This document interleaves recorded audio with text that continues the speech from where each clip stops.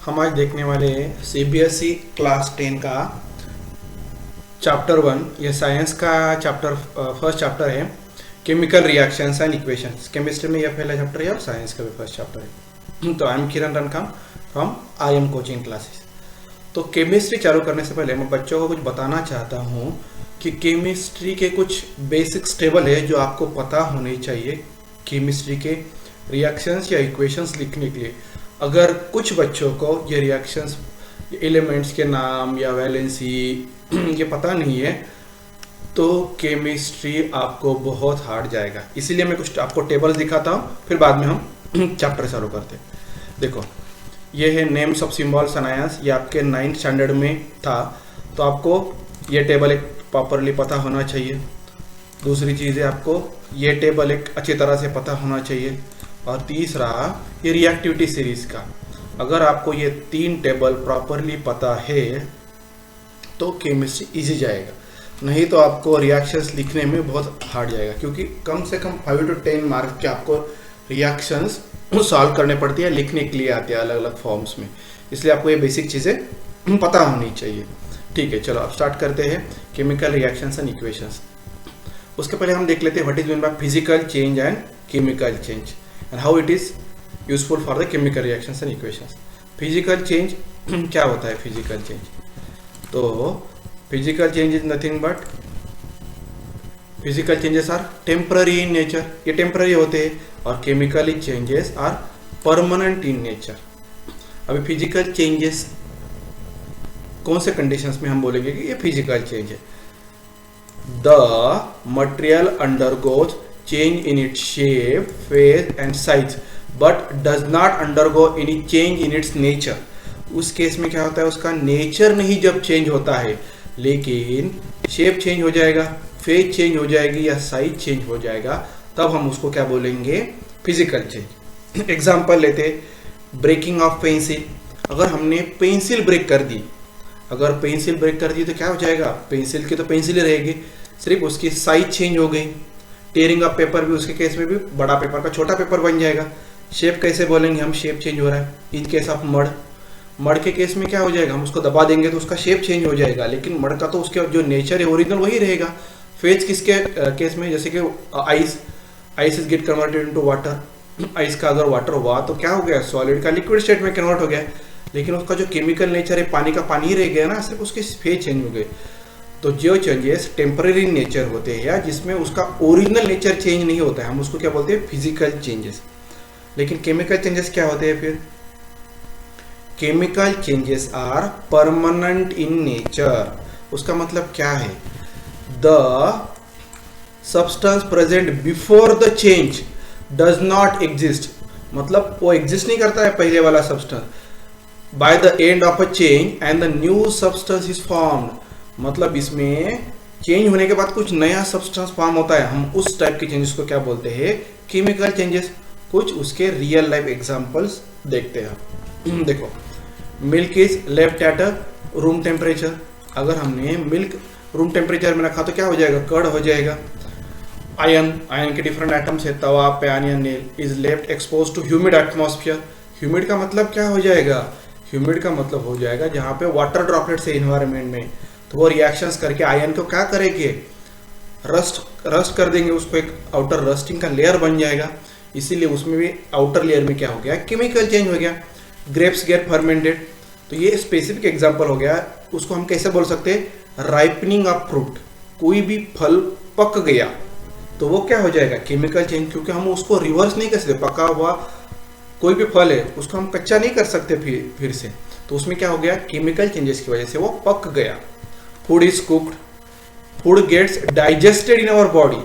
जब हमारे बॉडी में डाइजेशन होता है, वो भी क्या है? एक केमिकल प्रोसेस है। डाइजेशन की वजह से जो भी फूड आइटम्स में डिफरेंट न्यूट्रिएंट्स होते हैं वो हमारे बॉडी में डाइजेस्ट होकर हमारे बॉडी को मिलते हैं, तो हम उसको क्या बोलते हैं? Food is get digested. We respire, respiration के केस में क्या होता है? जो एनर्जी कन्वर्ट करनी पड़ती है, जो ग्लूकोज के फॉर्म में एनर्जी स्टोर होती है डाइजेस्ट होने के बाद, ग्लूकोज और ऑक्सीजन का रिएक्शन होके एनर्जी रिलीज होती है। तो रेस्पिरेशन में क्या होती है? हमारे बॉडी की एनर्जी रिलीज होती है। ये भी क्या हो गया? एक केमिकल चेंज हो गया। तो ये हो गया डिफरेंस केमिकल। तो physical changes are temporary nature, chemical changes are permanent nature. Physical changes में उसका नेचर चेंज नहीं होता, लेकिन केमिकल में होता है। तो अभी केमिकल चेंज और केमिकल रिएक्शन क्या है? तो जो केमिकल चेंजेस है उसमें ही इनडायरेक्टली केमिकल रिएक्शन इन्वॉल्व होती है। तो चलो हम अभी स्पेसिफिक देख लेते हैं what is mean by chemical change और chemical reaction. The process in which new substances and with new property, जो न्यू सब्सटेंस हो गया उसकी प्रॉपर्टीज भी बहुत अलग होगी, with new properties are formed from one और more substances is called chemical reactions. Chemical reactions में new substances, new properties will be form. तो हम उसको क्या बोलेंगे? Chemical reaction. अगर आपको डेफिनेशन लिख रहे तो आप पॉज करके डेफिनेशन लिख सकते हो। हम सिलेबस कवर कर रहे हैं एनसीईआरटी के हिसाब से, तो इसलिए मैं क्या कर रहा हूँ, एक्टिविटीज भी कवर कर रहा हूँ, फिर बाद में आपको एनसीईआरटी से थोड़ा ज़्यादा कुछ रेफरेंस बुक से जो कंटेंट है वो भी आपको ज़्यादा बता दूंगा। तो पहले चलो एक्टिविटी से करते हैं, फिर उसके बाद में रिजल्ट देखते हैं। इस एक्टिविटी में क्वेश्चन क्या है? टीचर असिस्टेंस इज रिक्वायर्ड और use the suitable eye glasses to prevent your eyes. अब ये जो 3-4 स्टेप्स है वो मैं आपको क्विकली बता देता हूँ। यहाँ पे हमें मैग्नीशियम रिबन से रिलेटेड है, हमें बर्न करना है मैग्नीशियम रिबन। ये एक्टिविटी है, एक्टिविटी 1.1। तो मैग्नीशियम रिबन लो 3 to 4 सेंटीमीटर का, rubbing it with sandpaper. तो सैंड पेपर से उसको रब करना है। क्यों रब करना है मैं बाद में आपको बताऊंगा। Hold it in a pair of tongs. ये है पेयर ऑफ टोंग्स, ये जो है ये पेयर ऑफ टोंग्स है, जो कैंची जैसा रहता है उसको हम पेयर ऑफ टोंग्स बनते हैं। Burn it using a spirit lamp और बर्नर, ये बर्नर है यहाँ पे। एंड देन कलेक्ट ऐश। ऐश क्या करना है? जो उससे बर्न होने के बाद है ये वाज ग्लास में आपको कलेक्ट करना है। ये जो है ये वाज ग्लास है, देखो। Burn magnesium ribbon keeping it away as far as possible from eyes. तो क्यों आई हमें प्रोटेक्ट करने के लिए सुटेबल आई ग्लास रखने के बाद भी बर्न करते समय थोड़ा दूर रखें। अभी उससे रिजल्ट क्या आएगा इस एक्टिविटी का, ये यहाँ पे राइट साइड बॉक्स में है। When magnesium ribbon is heated it Burns in air with a dazzling white flame. तो आपको क्या दिखेगी? व्हाइट कलर की डैजलिंग फ्लेम दिखेगी, और उसमें क्या क्रिएट होगा? Magnesium oxide. ये जो व्हाइट कलर का यहाँ पे दिख रहा है ना पाउडर लाइक स्ट्रक्चर, वो है मैग्नीशियम ऑक्साइड। चलो अभी मैंने यहाँ पे डायग्राम एक दिखाया है आपको कि वो बर्न करते हुए कैसे उसकी डैजलिंग व्हाइट फ्लेम दिख रही है। ये देखो, ये क्या है? Dazzling white flame. तो ये ऐसा बर्न होता है क्या? मैग्नीशियम जब हवा में। तो यहाँ पे देखो, ये इसका में मैग्नीशियम एज रिबन, ऑक्सीजन, हवा में ऑक्सीजन रहता है तो सिर्फ बर्न करने के लिए ऑक्सीजन। वैसे कि एयर में बहुत कंटेंट्स रहते हैं, लेकिन बर्न करते समय जो एयर के कंटेंट में उसमें सिर्फ ऑक्सीजन यूज होता है बर्निंग के लिए। तो हम जब मैग्नीशियम और ऑक्सीजन बर्न हो जाएगा तो क्या मिलेगा? Magnesium oxide. तो ये हो गया आप लोगों की एक्टिविटी। लेकिन उसमें एक्टिविटी में हमने एक चीज़ देखी थी कि हमें सैंड पेपर से उसको रब करना था। किसको? मैग्नीशियम को। ये देखो, जो नीचे का एक्सप्लेनेशन है ना, ये बहुत बार आपको क्वेश्चंस रहता है कि why the magnesium ribbon has been rubbed before burning. Burn करने से पहले मैग्नीशियम रिबन को हम रब क्यों करते हैं? तो देखो, magnesium is very reactive metal. Magnesium एक क्या है? रिएक्टिव मेटल है। तो ये हवा में हम अगर ओपनली रख देते हैं तो उसके ऊपर क्या हो जाता है? बाहर से, इसके बाहर से ये ऑक्सीजन के साथ रिएक्ट करेगा और मैग्नीशियम ऑक्साइड का लेयर बनेगा। किसका लेयर बनेगा? मैग्नीशियम ऑक्साइड का। और ये बाहर से मैग्नीशियम ऑक्साइड का लेयर रहेगा मैग्नीशियम रिबन के ऊपर, इसलिए ये इतना अच्छी तरह से नहीं जलेगी या फायर नहीं होगा। तो अच्छा, हमें बर्न करने के लिए उस मैग्नीशियम रिबन के ऑक्साइड को हमें क्या करना है? रब करके निकालना पड़ेगा, तभी ये जो मैग्नीशियम रिबन है अच्छी तरह से जलेगी। तो उसको हम अभी इंग्लिश में कैसे लिखेंगे? Before burning in air magnesium ribbon is cleaned up. अब हम देखेंगे कि बैलेंस्ड केमिकल इक्वेशन क्या होता है और how to balance the any chemical equation. तो पहले देखते हैं what is balanced chemical equation. देखो, कई बार आपको एग्जाम में भी सवाल आता है कि बैलेंस केमिकल इक्वेशन क्या होता है और हमें उसको बैलेंस करना जरूरी होता है। तो पहले हम देखते हैं what is mean bye balanced chemical equation. A balanced chemical equation has an equal number of atoms, has an equal number of atoms of a different elements in reactants and products। मतलब क्या है उसका अभी समझ लेते हैं। देखो, अभी ये जो है लेफ्ट हैंड साइड वाले, इसको हम क्या बोलते हैं? रिएक्टेंट्स। और जो राइट हैंड साइड वाले है उसको हम क्या बोलते हैं, प्रोडक्ट। तो कोई भी एटम है, जैसे कि एग्जांपल लेते हैं जिंक, जिंक के नंबर ऑफ एटम्स हो या एलिमेंट्स हो, वो क्या होने चाहिए, लेफ्ट हैंड साइड में और राइट हैंड साइड में सेम होने चाहिए। उसको हम बोलते हैं बैलेंस्ड केमिकल इक्वेशन। अभी in case of hydrogen, hydrogen के भी एटम्स सेम होने चाहिए राइट हैंड साइड और लेफ्ट हैंड साइड में, उसको हम क्या बोलेंगे, बैलेंस है वो। तो यही उसका डेफिनेशन का मतलब होता है। Now what is mean by unbalance? An unbalance chemical equation has unequal number of atoms of one or more elements in the reactants and product. Mass is not same on the both side. अगर देखो element का मास तो change नहीं होगा एक single element का, अगर वो नंबर ऑफ एलिमेंट्स अलग रहे लेफ्ट हैंड साइड और राइट हैंड साइड में, तो उसका मास भी क्या हो जाएगा, अलग हो जाएगा on the left hand side and right hand side, मतलब रिएक्टेंट्स में और प्रोडक्ट्स में। अब इस केस में देखो अनबैलेंस का एग्जांपल, ये बहुत अच्छा एग्जांपल है, मैग्नीशियम और ऑक्सीजन। मैग्नीशियम और ऑक्सीजन को Mg मैग्नीशियम ऑक्साइड बनता है। अब सर आप पूछोगे सर ये O2 ही क्यों लिखा, तो उसके भी कुछ रूल्स हैं, जब हम ऐसे आगे जाएंगे तो मैं बता देता हूँ, लेकिन यहाँ पे क्विकली बता देता हूँ। देखो ऑक्सीजन कभी भी हम डाई एटॉमिक फॉर्म में लिखते हैं। ऑक्सीजन हम क्या करते हैं, डाई एटॉमिक फॉर्म में लिखते हैं। जैसे कि हेलोजेंस भी है, फ्लोरीन, क्रोमीन, ब्रोमीन, आयोडीन, ये भी क्या रहता है, डाई एटॉमिक फॉर्म में। हाइड्रोजन भी डाई एटॉमिक फॉर्म है। आप लोगों को यह भी लिखने की जरूरत नहीं है, क्योंकि आगे मैंने लिस्ट दी है, जब मैं आपको बोलूंगा तब आप लिख लेना कि कुछ एलिमेंट्स है जो डायटॉमिक फॉर्म में लिखने, उसमें से एक है ऑक्सीजन। इसलिए हम क्या करेंगे, ऑक्सीजन को O2 लिखेंगे, मैग्नीशियम इज नॉट डायटॉमिक, तो MgO2, तो क्या बन जाएगा, मैग्नीशियम ऑक्साइड। तो ये क्या हो गया, इनबैलेंस। क्यों, यहाँ पे लेफ्ट हैंड साइड में ऑक्सीजन के 2 एटम्स है और राइट हैंड साइड में तो ऑक्सीजन का एक एटम है, तो यहाँ पे उसका मास भी नहीं सेम होगा लेफ्ट हैंड और राइट हैंड साइड में, और उसके नंबर ऑफ एलिमेंट्स भी नहीं सेम है, इसीलिए ये अनबैलेंस हो गया, ये वाला पूरा के पूरा। ठीक है, चलो। तो अभी हमें बैलेंस करना क्यों जरूरत है, क्योंकि matter can neither be created nor be destroyed in chemical reaction. अगर हमने वो क्रिएट भी नहीं हो सकता और डिस्ट्रॉय भी नहीं हो सकता, तो यहाँ पे O2 कहाँ गया, ये तो हमें दिखाना पड़ेगा ना O2 कहाँ गया। तो हम जब बैलेंसिंग करेंगे तब O2 कहाँ गया ये हमें पता चलेगा, या लेफ्ट हैंड साइड में और राइट हैंड साइड में एलिमेंट्स का कॉम्बिनेशन कैसे होना चाहिए या कंपाउंड्स का कॉम्बिनेशन कैसे होना चाहिए वो पता चलेगा। This means that the total number of mass of the reactants must be equal to the mass of the products. वो हमने देखा है कि मास लेफ्ट हैंड साइड में और राइट हैंड साइड में क्या हो जाना चाहिए, सेम होना चाहिए। It should be noted that chemical equations are balanced to satisfy the law of conservation of mass। हम law of conservation mass satisfy करने के लिए कोई भी इक्वेशन को क्या करते हैं, बैलेंस करते हैं। We should never change the formula. अब ठीक है, अब हम क्या देख रहे हैं, ये जो है ना, ये सब के सब ये है कुछ रूल्स बैलेंसिंग के लिए। ये जो यहाँ पे इस स्क्रीन पे दिख रहे हैं ये क्या है, इनडायरेक्टली सब रूल्स है। आपको ये 4 रूल्स अच्छी तरह से पता होने चाहिए कि एलिमेंट को कैसा लिखना, एलिमेंट को कैसा लिखना है, क्या क्या करना है। देखो, तो फर्स्ट रूल इनडायरेक्टली क्या हो जाएगा, वी शुड नेवर चेंज। जैसे कि Mg को हम M और G को अलग अलग नहीं कर सकते, वो एलिमेंट का एक फॉर्मूला है, तो उसको क्या कर, तो उसका हम क्या कर लिखना पड़ेगा, we should never change the formula of element और कंपाउंड। जैसे कि सल्फेट है तो सल्फेट को हम सल्फेट ही लिखेंगे। अगर सल्फेट के केस में सल्फर डाइऑक्साइड बन रहा है तो वो अलग केस है, लेकिन सल्फेट होगा तो सल्फेट का फॉर्मूला हमेशा क्या आना चाहिए, SO4। ठीक है, दूसरा रूल क्या होगा, we can multiply a symbol और फॉर्मूला बाय फिगर्स, और नंबर्स बोल सकते हैं हम, लाइक 2, 3, 4। हम क्या करेंगे, बैलेंसिंग के लिए कोई सिंबल या फॉर्मूला को क्या करेंगे, कोई नंबर से मल्टीप्लाई करेंगे बैलेंसिंग करते समय। ये एग्जाम्पल में हम देखेंगे, सिर्फ मैं आपको पहले रूल्स बता रहा हूँ। मैंने अभी लास्ट स्लाइड में आपको बोला था कुछ एलिमेंट्स है जो डायटॉमिक है।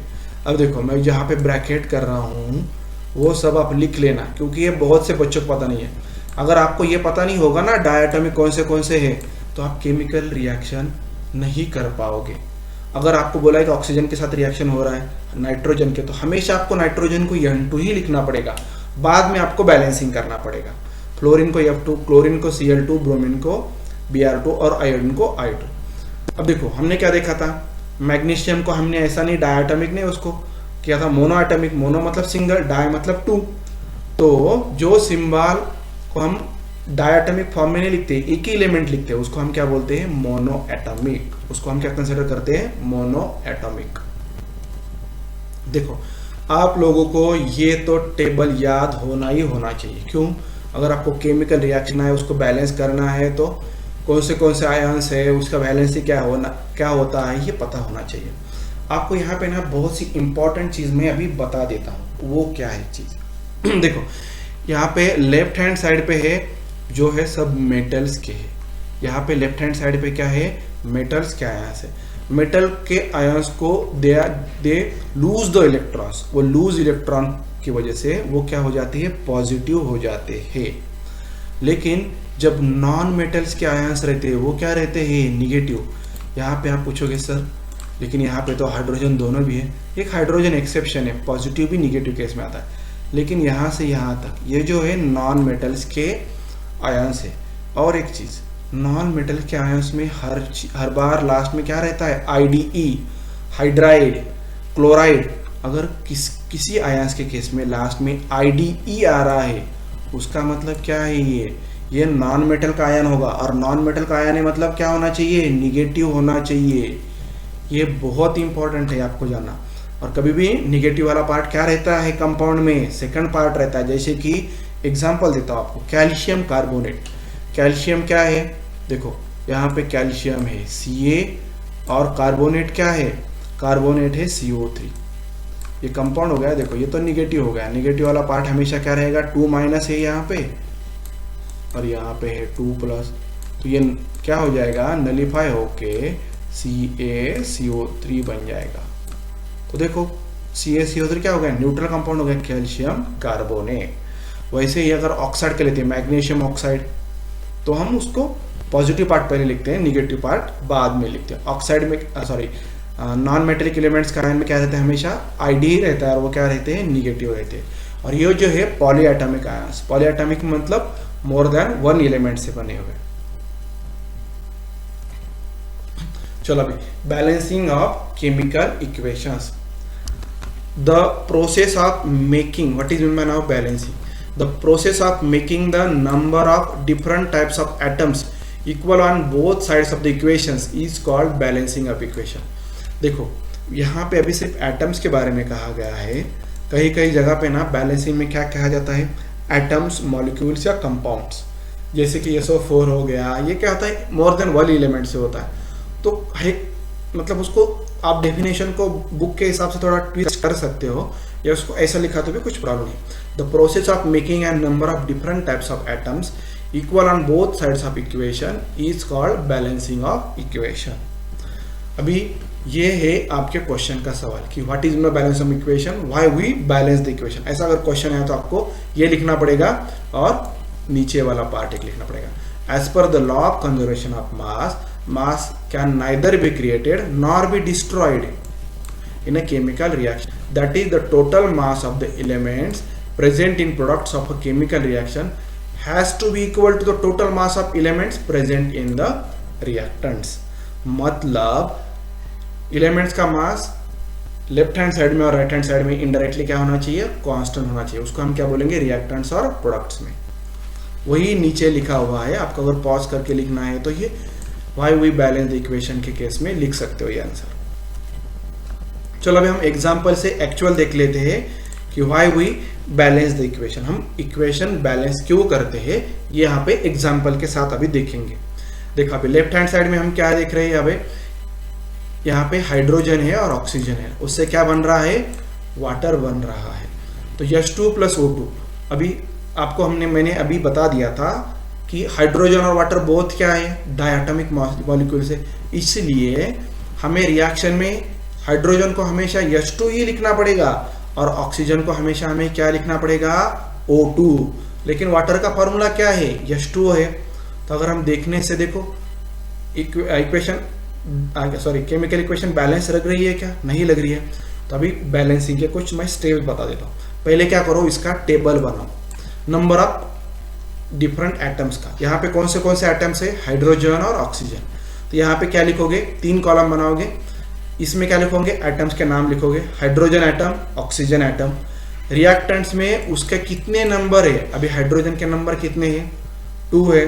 और इन प्रोडक्ट में भी कितने हाइड्रोजन के नंबर, 2 है। ऑक्सीजन के नंबर कितने हैं, इसमें 2 है, और इसमें ऑक्सीजन का नंबर कितना है, 1 है।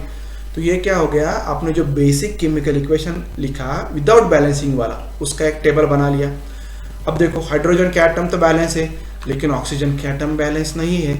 अगर इस केस में हमने क्या किया, यहाँ पे 2 से मल्टीप्लाई किया तो चलेगा, लेकिन सिर्फ ऑक्सीजन को 2 से मल्टीप्लाई कर सकते हैं क्या, नहीं कर सकते। क्यों, अगर हमने यहाँ पे 2 लिखा तो क्या हो जाएगा, फॉर्मूला वाटर का बन जाएगा।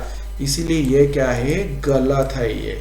इसलिए हमें क्या करना पड़ेगा, पूरे प्रोडक्ट को 2 से मल्टीप्लाई करना पड़ेगा। तो यहाँ पे देखो हमने क्या किया, पूरे प्रोडक्ट को 2 से मल्टीप्लाई किया, तो हाइड्रोजन के एटम्स अब कितने हो गए, अभी फिर से उसका टेबल बना लो। हाइड्रोजन के एटम्स प्रोडक्ट में 4 हो गए और ऑक्सीजन के क्या हो गए, 2। अभी सर आप पूछोगे 4 कैसे हो गए, देखो हाइड्रोजन के 2 है, 2 मल्टीप्लाइड बाय 2 4, और ऑक्सीजन का है 1 मल्टीप्लाइड बाय 2। यहाँ पे ये दोनों का मल्टीप्लिकेशन और ये 2 और 2 का मल्टीप्लिकेशन, ये 4 और 2 ऐसा लिखना पड़ेगा। हमने रिएक्टेंट्स का चेंज नहीं किया। क्यों नहीं किया, क्योंकि यहाँ पे लेफ्ट हैंड साइड में कुछ चेंज है क्या, नहीं है, इसीलिए हमने उसका कुछ भी चेंज नहीं किया, ये एज इट इज हमने लिखा है पूरा। ठीक है, अब देखो यहाँ पे फिर से हम देखेंगे तो ये क्या हो रहा है कि यहाँ पे पूरे के पूरे यहाँ पे अब देखो यहाँ पे ज्यादा हो रहे हाइड्रोजन के एटम, लेकिन यहाँ पे कम हो रहे, राइट हैंड साइड में ज्यादा था। हमें हाइड्रोजन को अभी बैलेंस करना पड़ेगा, ऑक्सीजन बैलेंस है, तो हम क्या कर सकते हैं, हाइड्रोजन अलग से है, यहाँ पे देखो आप रिएक्शन में हाइड्रोजन अलग से है लेफ्ट हैंड साइड में, तो हम यहाँ पे अगर सिर्फ इस 2 को हमने सिर्फ 2 से मल्टीप्लाई किया, 2 से मल्टीप्लाई किया तो क्या हो जाएगा, 4 हो जाएगा, यहाँ पे 4। ये रिएक्शन क्या हो गई, बैलेंस। तो अभी इक्वेशन कैसे लिखोगे, यहाँ पे देखो ऐसा था तो हमने इसके सिर्फ सामने से 2 लिखा, 2 और 2 क्या हो जाएगा 4, ये 4 यहाँ पे आ गया। तो इस तरह से हम क्या करेंगे, रिएक्शन बैलेंस करेंगे। तो फिर चलो ये एक एग्जांपल हो गया, और एक मैं आपको एग्जांपल देता हूं, उस दूसरे एग्जांपल के आपको बहुत क्लैरिटी आएगी। देखो let us try to balance the following chemical equation. इस केस में क्या है कि फेरस और वाटर, मतलब सॉरी अपना आयन का एलिमेंट है और वाटर, अगर दोनों को मिक्स करें तो क्या हो जाएगा, Fe3O4 + H2। अभी हमारा फर्स्ट रूल क्या है, उसका एक टेबल बनाएंगे, एलिमेंट के नाम लिखो, नंबर ऑफ एटम्स लिखो, रिएक्टेंट में क्या है, ये जो है ये रिएक्टेंट्स है, और जो राइट हैंड में है ये प्रोडक्ट्स है। तो रिएक्टेंट्स का हम काउंट यहाँ पे लिखेंगे, प्रोडक्ट्स का काउंट राइट साइड में लिखेंगे। तो देखो आयन कितना है, आयन 1 है तो ये 1 लिख दिया। हाइड्रोजन के रिएक्टेंट्स में कितने हैं, 2 है, यहाँ पे 2 लिख दिया। ऑक्सीजन के कितने हैं, 1, तो 1 लिख दिया। अब देखो प्रोडक्ट में क्या है, प्रोडक्ट में हाइड्रोजन के कितने हैं, हाइड्रोजन के 3 है। फेरस के सामने देखो फेरस प्रोडक्ट, उसके सामने 3 लिख दिया। फिर ऑक्सीजन के 4 है प्रोडक्ट्स में, ऑक्सीजन के 4 लिख दिया। हाइड्रोजन के 2 है, यहाँ पे हमने हाइड्रोजन के 2 लिख दिया। तो ये आपका बेसिक टेबल होगा। अभी इससे आपको पता चलेगा कि कौन सी अनइक्वालिटी है। अभी यहाँ पे तो बहुत अनइक्वालिटी है सर, आप कैसे चालू करोगे। इस केस में आपको क्या करना पड़ेगा, जहाँ पे सबसे ज़्यादा बड़ा एलिमेंट है जिसमें तो काउंट ज़्यादा है, वहाँ से स्टार्ट करो। यहाँ पे देखो ऑक्सीजन का काउंट बहुत बड़ा है, तो हम उससे स्टार्ट करेंगे। हम क्या करेंगे, इधर ऑक्सीजन के इसमें 4 लाने की कोशिश करेंगे। अब देखो ऑक्सीजन का यहाँ पे आगे 4 लिख दिया, तो हमें सिर्फ ऑक्सीजन अलग, लेफ्ट हैंड साइड में ऑक्सीजन अलग है क्या, नहीं है, वो वाटर के साथ है। तो हमें क्या करना पड़ेगा, इस पूरे कंपाउंड को 4 से मल्टीप्लाई करना पड़ेगा। अगर हमने इसको 4 से मल्टीप्लाई किया तो क्या हो जाएगा, हाइड्रोजन के एटम भी बढ़ जाएंगे, हाइड्रोजन के एटम भी क्या हो जाएंगे, बढ़ जाएंगे। देखो यहाँ पे हमने अभी सेकंड स्टेप देखो, यहाँ पे हमने रेड इसमें 4 लिखा है, 4:2। अब यहाँ पे क्या हो गया, ऑक्सीजन का बैलेंस हो गया 4, और ये 4 और 1, तो 4 क्या हो गया, बैलेंसिंग हो गया। लेकिन इसके वजह से अब क्या हो गया, हाइड्रोजन का इम्बैलेंस हो गया। हाइड्रोजन के कितने हो जाएंगे, 4 × 2, यहाँ पे 4 × 2 कितना हो जाएगा, 8 हो जाएगा, और यहाँ पे हाइड्रोजन के तो 2 ही है। तो हमें अभी क्या करना पड़ेगा, हाइड्रोजन को बैलेंस करना पड़ेगा। देखो अभी हाइड्रोजन के इनिशियली क्या थे, 2 थे, लेकिन अगर हमने यहाँ पे 4 लिख दिया तो 4 × 2 क्या हो जाएगा, 8 हो जाएगा। 4 × 2 8। देखो हमने सेकंड स्टेप में हमने वही लिखा है, 4 × 2 8 हो जाएगा। अभी देखो क्या हो गया, ऑक्सीजन बैलेंस हो गया, हाइड्रोजन हो गया। अभी आयन का देखते हैं, आयन लेफ्ट हैंड साइड में कितना है, 1 है, यहाँ पे 1 है और यहाँ पे 3। यहाँ पे देखो 1 दिख रहा है, यहाँ पे 3 दिख रहा है। तो हम यहाँ पे अगर 3 लिखेंगे तो बैलेंस हो जाएगा। मतलब हम क्या कर रहे हैं, आयन को 3 से मल्टीप्लाई कर रहे हैं। तो देखो यहाँ पे 3 लिख दो तो क्या हो जाएगा, आयन भी बैलेंस हो जाएगा। अब देखो पहले जैसे आप टेबल लिख दो तो आपको पता चलेगा कि number of elements on the left hand side and right hand side is same. तो फिर से एक बार 2 मिनट में समराइज करता हूँ उसको बैलेंसिंग कैसे करनी है। तो आपको क्या करना है, मैक्सिमम जहाँ पे काउंट होगा वहाँ से स्टार्ट करना है, और फिर बाद में अगर कुछ किसी का फॉर्मूला चेंज नहीं करना है, आपको क्या नहीं करना है, फॉर्मूला चेंज आपको उस पूरे कंपाउंड को करना पड़ेगा।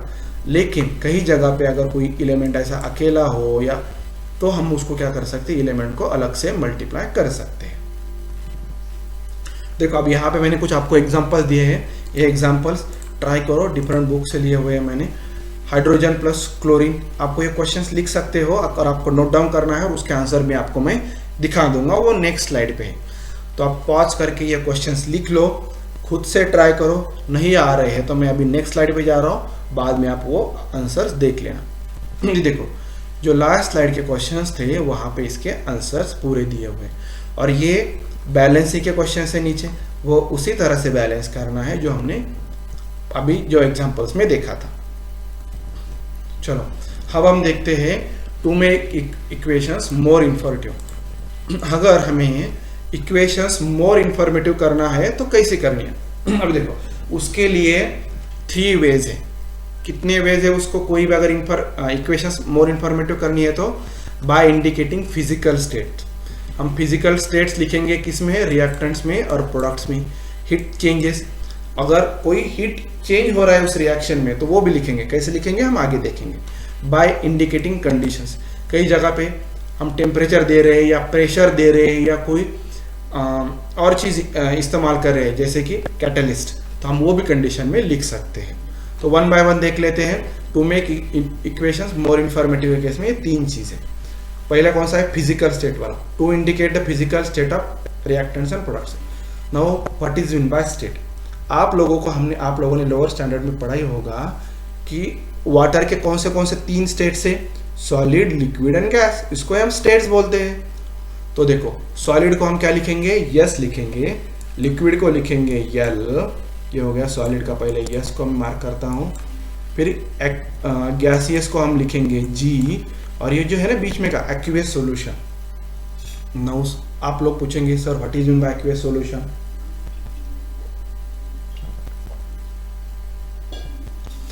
Aqueous solution is nothing but the made in water.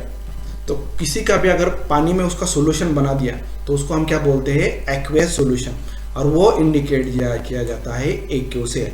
वो कैसे इंडिकेट किया जाता है, AQ से। तो एक एग्जांपल देख लेते हैं, zinc plus sulphuric acid, it use to zinc sulphate plus hydrogen. Zinc क्या है, एलिमेंट सॉलिड है, कभी भी मोस्टली 99% क्या रहता है, एसिड एक्वियस रहता है, कभी ड्राई भी रह सकता है, लेकिन यहाँ पे एक्वियस है तो हम एक्वियस लिख दिया। उसका जो सॉल्यूशन बन जाएगा वो भी एक्वियस रहेगा, और gas hydrogen is the gas, तो उसके हमने सामने जी लिख दिया। तो इस टाइम से हमें स्टेट्स लिखना पड़ेगा। दूसरी जो है मोर इंफॉर्मेटिव में हीट चेंजेस है, दूसरा वाला पॉइंट वो देख रहे हैं हम, to indicate the heat changes. अब देखो हीट चेंजेस क्या रहता है, 2 टाइप का रहता है। कौन सा 2 टाइप का रहता है, एक्सोथर्मिक। कौन सा है, एक्सोथर्मिक और एंडोथर्मिक। नाउ एक्सोथर्मिक और एंडोथर्मिक कब होता है मैं आपको ये बता देता हूँ।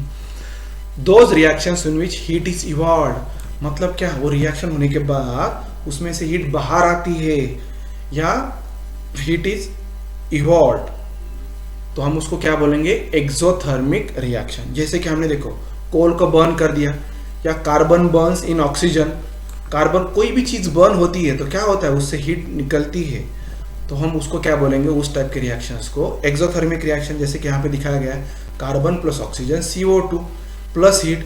अभी देखो बर्न होने के बाद कार्बन डाइऑक्साइड गैस भी निकल रहा है, लेकिन हीट इज इंपॉर्टेंट, तो इस अगर हम उसमें क्या करेंगे, राइट साइड में हीट दिखाएंगे, तो इस टाइप के रिएक्शंस को हम क्या बोलेंगे, एक्सोथर्मिक रिएक्शंस। ये डेफिनेशन है ऊपर का, अगर आपको लिखना है तो लिख सकते, दो रिएक्शंस इन व्हिच, ये वाला डेफिनेशन है। An exothermic reaction is indicated by plus heat, plus energy या just energy। इन तीनों में से आप कुछ भी लिख सकते हो, लेकिन कहाँ पे लिखना पड़ेगा आपको, ये राइट हैंड साइड में, एरो के राइट हैंड साइड में। जनरली ये सबसे लास्ट में लिखा जाता है प्लस हीट एनर्जी, तो इसको इस तरह से लिखो। मीथेन गैस भी अगर बर्न होगा तो क्या हो जाएगा, हीट इवॉल्व हो जाएगी। और दूसरा सबसे अपना रियल लाइफ एग्जांपल लेते हैं। हम जब रेस्पिरेशन करते हैं तो क्या होता है, हमारे डाइजेशन के बाद जो ग्लूकोज बनता है और जो रेस्पायर करने के बाद हमें ऑक्सीजन लेते हैं बॉडी के अंदर, तो ग्लूकोज प्लस ऑक्सीजन से हमारी बॉडी को एनर्जी मिलती है। तो that's why the respiration is also a exothermic reaction. ये बहुत इंपॉर्टेंट रिएक्शन है, ये एग्जाम में भी आ सकती है, तो ये रिएक्शन थोड़ा याद रखना क्योंकि ये फ्रिक्वेंटली यूज है, ये बायोलॉजी से रिलेटेड भी है और केमिस्ट्री में भी आप यूज कर सकते हो।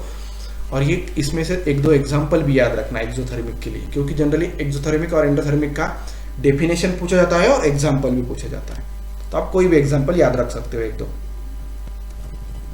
चलो अभी एंडोथर्मिक रिएक्शन देख लेते हैं। एक्सोथर्मिक के अपोजिट है endothermic reaction. Those reactions in which heat is absorbed, मतलब क्या है, इसमें हीट इज टेकन इनसाइड, तो वो रिएक्शन क्या करती है, हीट लेती है, एब्सॉर्ब करती है, तो such reactions are known as endothermic reactions. अभी एग्जांपल देख लेते हैं। नाइट्रोजन और ऑक्सीजन गैस हीट करते हैं वेरी हाई टेम्परेचर पे, कितना, नियरली 3000 डिग्री सेल्सियस, उससे क्या बनता है, नाइट्रोजन मोनोऑक्साइड। तो इसमें हम क्या करते हैं, हीट देते हैं, तो हीट जनरली जहाँ पे प्रोवाइड करते हैं या जहाँ पे हीट एब्सॉर्ब होती है तो वो हम क्या करते हैं, लेफ्ट साइड में लिखते हैं। तो उसके लिए हम हीट एनर्जी या जस्ट एनर्जी इस तरह से किसी भी तरह से लेफ्ट हैंड साइड में लिख सकते हैं। तो ये हो गई एंडोथर्मिक रिएक्शन जिसमें हीट ली जाती है। और एक एग्जांपल देखना था, हम उसको क्या बोलेंगे, कौन सा एग्जांपल होगा, when the calcium carbonate is heated it decomposes to form the calcium oxide and carbon dioxide. तो इस केस में क्या हो रहा है कि हीट ले रही है, तो calcium carbonate takes the heat and it splits into the calcium oxide and carbon dioxide. देखो generally most of the decomposition reaction जो रहती है ना, वो रहती है एंडोथर्मिक रिएक्शंस। यहाँ पे भी लिखा हुआ है, देखो, decomposition reactions are the endothermic reactions. Generally decomposition reaction क्या होती है, एंडोथर्मिक रिएक्शंस होती है। अभी तीसरी वाली conditions, to indicate the conditions under which reactions takes place. अभी देखो यहाँ पे हीट है, तो हीट के लिए और एक साइन भी यूज करते हैं, ये जो ट्रायंगल जैसा साइन है उसको हम बोलते हैं डेल्टा। इट पुट, हम क्या करते हैं उसको इस एरो के ऊपर इसी तरह से पुट करते हैं। कैटालिस्ट, अभी आप पूछोगे sir what is my catalyst, कुछ बच्चों को पता हो भी सकता है, कुछ बच्चों को पता नहीं हो सकता है। मैं एक मिनट में आपको कैटलिस्ट क्या होता है पहले बता देता हूँ।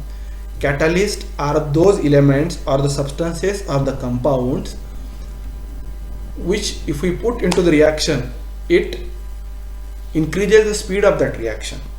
अगर कोई एलिमेंट कंपाउंड अगर कोई रिएक्शन में डालते हैं, ऐसा नहीं कुछ किसी में डालेंगे, वो स्पेसिफाई हमें पहले से पता होना चाहिए, जो साइंटिस्ट ने पहले से ही बहुत से रिएक्शन में करके देखा हुआ है एक्सपेरिमेंट से।